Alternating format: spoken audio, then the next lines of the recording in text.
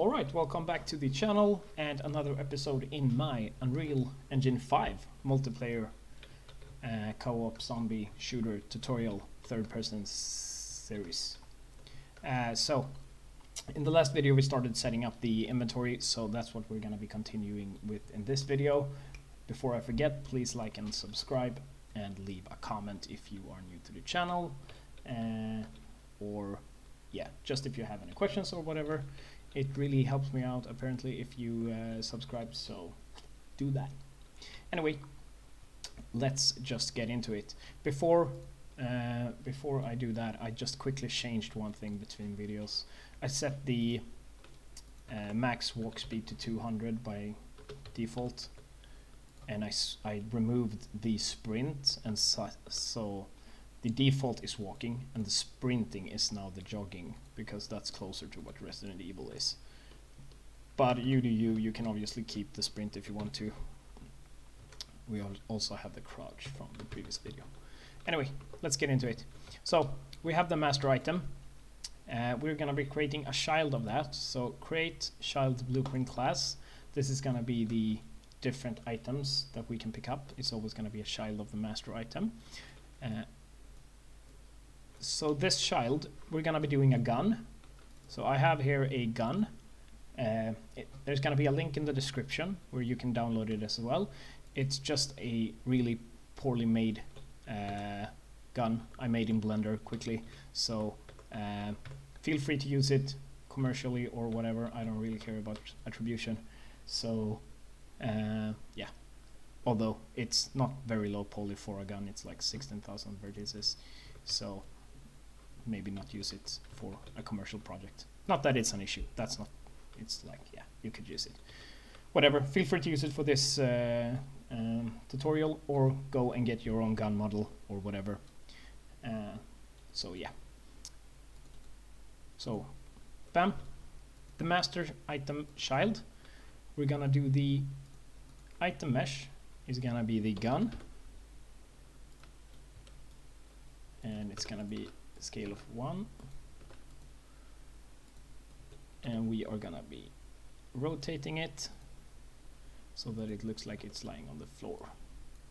There we go. And if we now play, you can see that the gun is on the floor. I am also actually going to, in the child, I am actually going to raise it up a little bit, because it looked like it was in the floor. That's better. Perfect. So we want to be able to pick up this gun. That's what we want to do. So we have the HUD, so that's quite nice. And we also need an inventory, apparently. So so let's not. We know that this is working, so let's just call this interact WB for widget blueprint interaction, and then we're gonna do a new WB HUD, and then we're gonna make a new called WB inventory. So there we go. So that's the different things that we need in the HUD. So this interaction here, we're gonna do desired on this one, I guess. And we're gonna anchor it to the top left.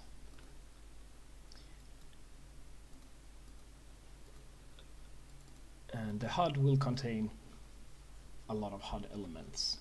I guess it could contain the inventory as well.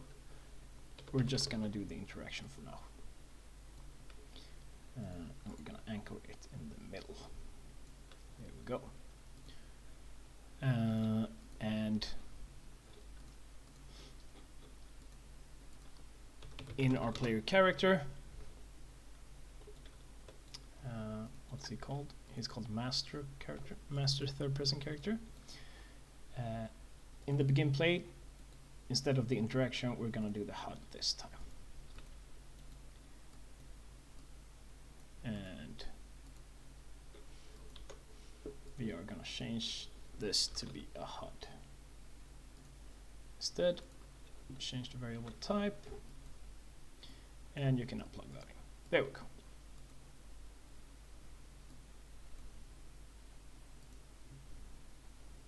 And refresh this one as well. And get interaction. There we go.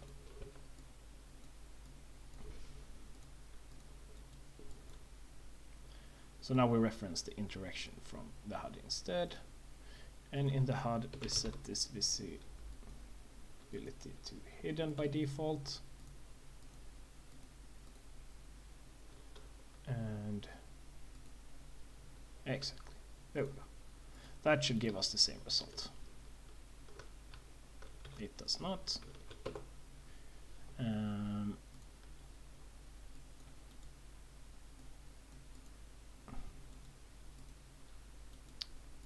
WB HUD hidden.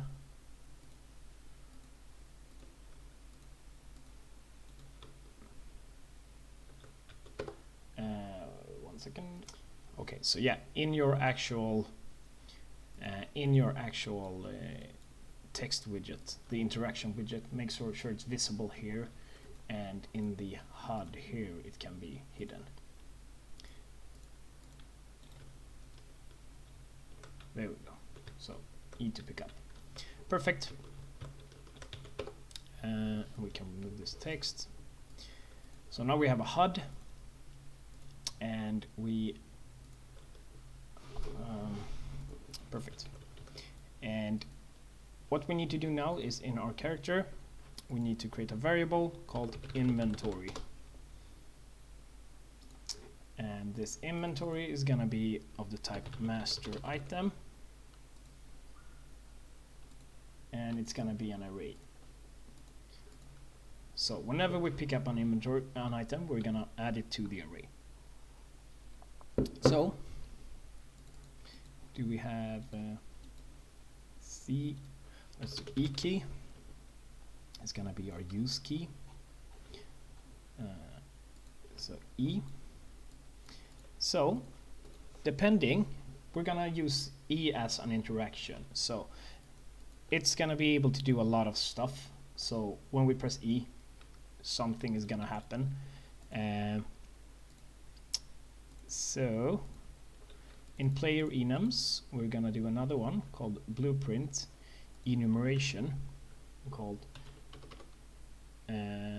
E underscore pending action. So that's actions that we can do if we press E. So it's gonna swap between them. So for instance, it's gonna be none. If we can do none, it's gonna be pick up item. Other things could be open door, could also be open chest, or whatever. So inside our character, we are gonna do E underscore pending state, and it's gonna be of the type pending action. Okay, pending action. Oh, let's call it pending state. That's better. That's cooler. There we go. So whenever we overlap an item, we are gonna set pending state. That's not gonna be an array. That's gonna be a regular variable. There we go. So from the master item, whenever we overlap, we're gonna set pending state to pick up item, and if this is the item, it's gonna be none.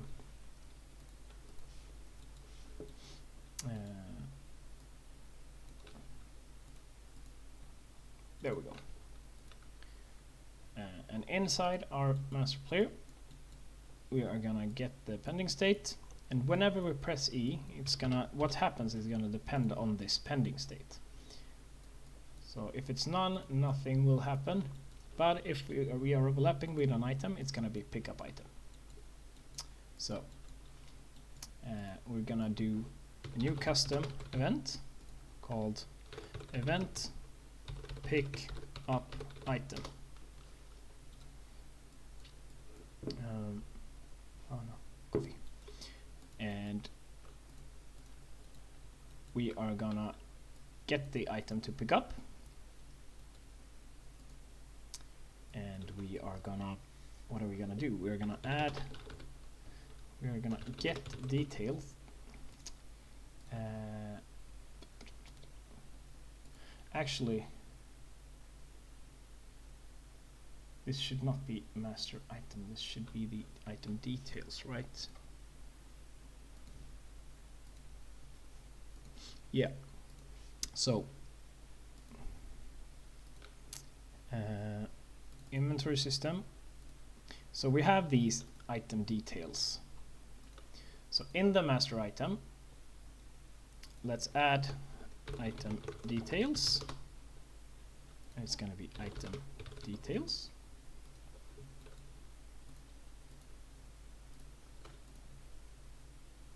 So in the this inventory, it's not going to be master item, it's going to be item details array. There we go. So when we pick up, we're going to get details, we're going to get our inventory, and we're going to add the item.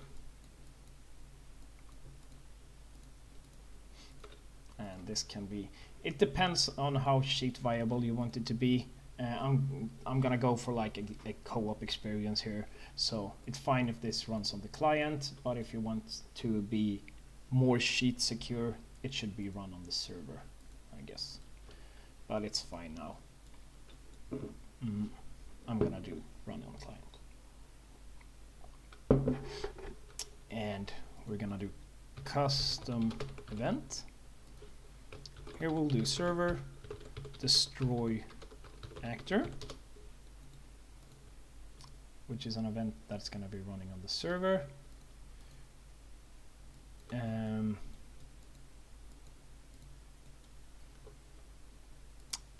we're going to do actor to destroy, which is going to be a rep. It's just going to be actor.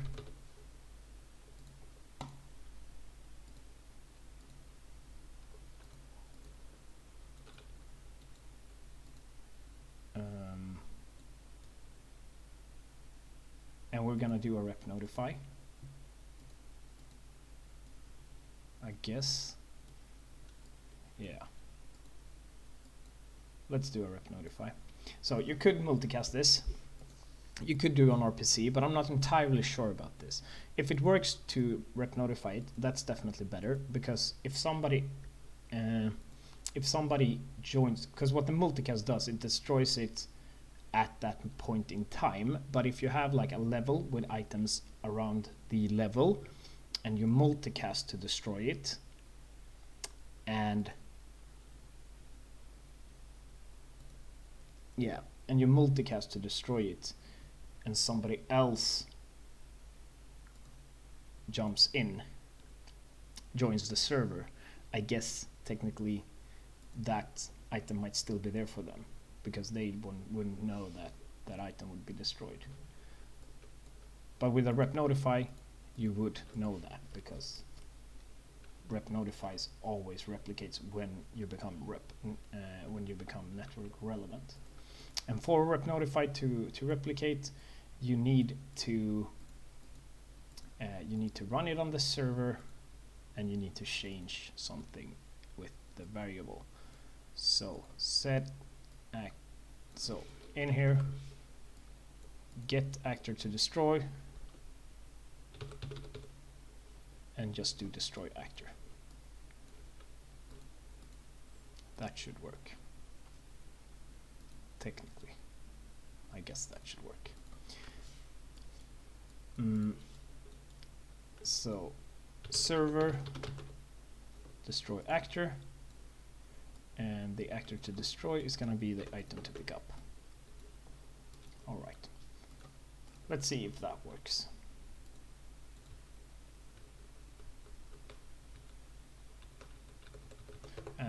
Actually, we should do print string.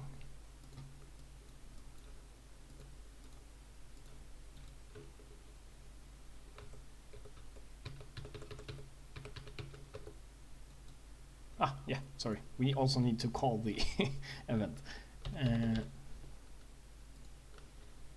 So from the pickup, if we can pick up item. There we go. And it gets destroyed. And also, let's see that it replicates. Number of players 2.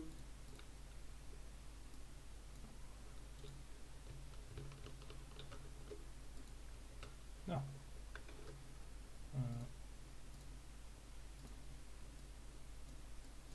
Just create another one.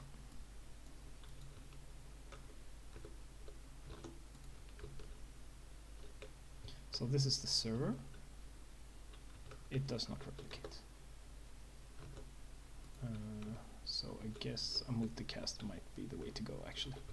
So it gets destroyed on the server. Okay, maybe we do need to multicast it. Not sure why that didn't work. I feel like this should work. Maybe it's because we need to replicate this variable, actually.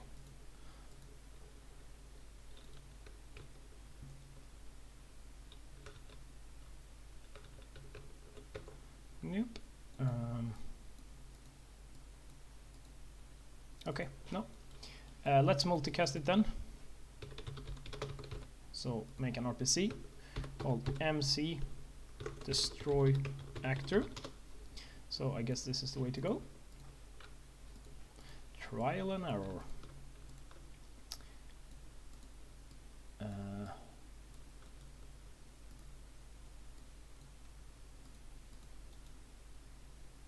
But this, wait, give me 1 second. I need to think about it, because I feel like this should be such an easy thing to do. But if we multicast this one and it's not reliable, and you're on the other side of the map or in another room or something, it might actually not be destroyed. So it would have to be reliable. So I guess that's gonna work, but I'm unsure about how it would work if somebody actually connects afterwards. I feel like the rec notify is actually the way to go here.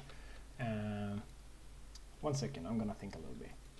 Alright, after doing some thinking and actually some googling and looking into my own projects and actually testing it out, multicast is the way to go. So create another actor to destroy, and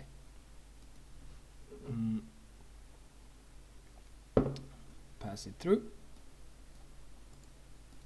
And so yeah,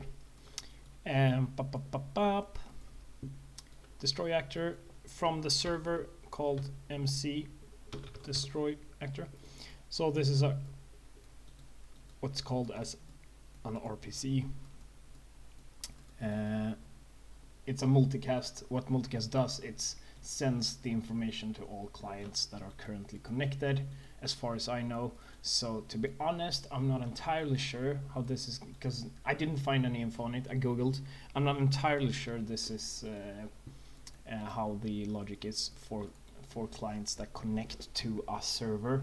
So if you connect to a server, it's possible that as long as the server has the information of this actor being destroyed, it's gonna replicate to the clients. I guess that's how it works, but I can't, no promises on this one. So there might be some secret way to do this better, but let's go with this. Also in the master item, make sure to check replicates. I guess that might be one of the has to for this to work. So anyway, we have this destroy actor, MC destroy actor. We have the replicated functions there, so we're gonna move it to the replicated functions because this is a replicated function. And we are gonna destroy this item to pick up. And I'm not gonna do it as reliable because I'm not gonna do a small co-op game. But if you're having an open world, I guess maybe you should do this reliable. Because if you destroy an item at one place in the world and a player comes there later, that item needs to be destroyed at that place as well. So if it's not reliable, what a reliable server and multicast event does is that it makes sure that the information gets to all of the connected clients. You don't want to make like 1,000 functions that are reliable because usually you don't need to know all the information that's going on. You don't need to know some things. Like for instance, if the weapon is if the item is respawning after a certain amount of time, then maybe you wouldn't need this reliable anyway, because you destroy the item, when another person comes there, they're not gonna know the item is destroyed. But if it's a respawning item, it doesn't really matter anyway. So yeah, there are plenty of ways to think about this, but that's for now. Let's see. So we can destroy it with our server, and with our client we can destroy it as well. Perfect. So that works, and apparently there's something, yeah. Actually we don't need, yeah. We can remove this and set it to replicated. Was that why it didn't work? Because it was set to replicated. Yeah. Alright, welcome back. Just ignore everything I said. It seems like the rep notify is actually working, and I was just first created it as a rep notify and then I removed it and set it to replicated. Then it's not gonna work. So this actor to destroy is a rep notify. In this rep notify we simply destroy the actor to destroy. And it needs to be run on the server. So when the client goes to the item and picks it up, it actually gets destroyed. So now it's actually working. It was just an error from my part. Sorry about that. And it's glad to see that my thinking are correct. So it needs to be a rep notify. There's probably 100 tutorials out there that tells you this could be a multicast, and it can, in the most cases, like I said in the last video, it can absolutely be a multicast a lot of the times. But clients that connect, just be aware of what a multicast does. A multicast is fine. I use it a lot. It's fine for damage and stuff like that. But just remember that if somebody connects after the multicast has happened, they are not going to be aware that the multicast happened. That's why we use rep notifiers, because rep notifiers always replicates when you become net relevant. So even if somebody actually connects to you after it happened, they become net relevant and the rep notify is gonna update. So this is the correct way to do it.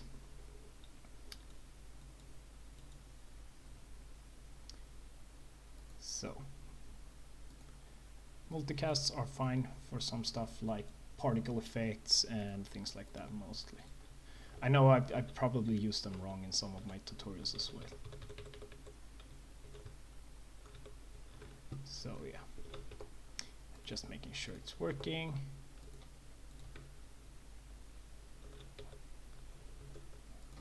And it is. One more time. And it's destroyed. Perfect. Good. That's gonna be it for this video. Lots of talking back and forth. But hopefully I managed to explain it well enough for you. I'm gonna round it off here and we're gonna do another one instead. So we'll continue in the next video. Thanks. Bye.